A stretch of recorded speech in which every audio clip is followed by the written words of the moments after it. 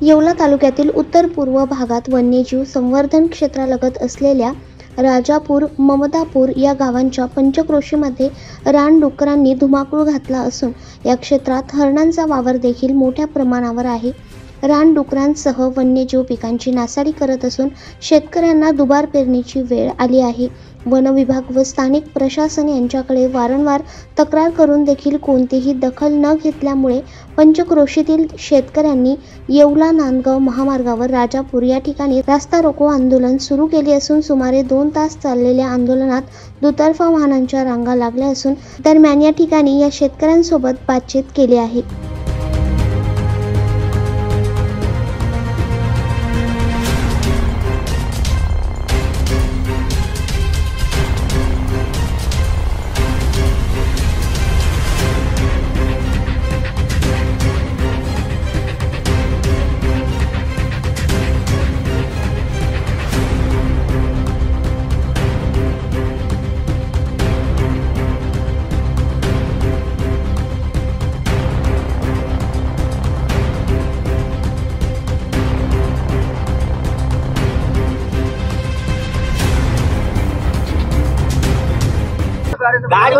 आज आम्हाला रस्ता रोको आंदोलन करण्याचं कारण फक्त एवढं आहे की गेल्या अनेक वर्षापासून रानडुकरांनी जो अवरोध घातलेला आहे, इतर पिकांचे जे नुकसान झालेले आहेत त्याच्यावर वन विभाग लक्ष देत नाहीये। रात्रीचे कर्मचारी त्यांनी वाढवण्यात यावे।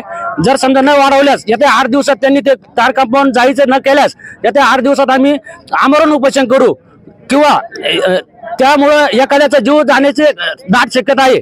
जर एखादा आत्महत्या सुद्धा करू शकतो शेतकरी। आता कित्येक शेतकऱ्यांचे 4-4 एकराच्या डुकर 4-4 एकर जी मक्का होती ती डुकरांनी खाल्लेली आहे। पाऊस ज्यावेळेस मान्सून येत असतो त्यावेळेस शेतकरी आपल्या आशा लावून असतो, तो आपल्या मक्का पेरणीसाठी मोठ्या उत्साहाने पेरणी करतो आणि या फॉरेस्ट डिपार्टमेंटचे जे डुकराचे कळप। दैनिक भ्रमरसाठी प्रतिनिधी दीपक सोनवणे, येवला।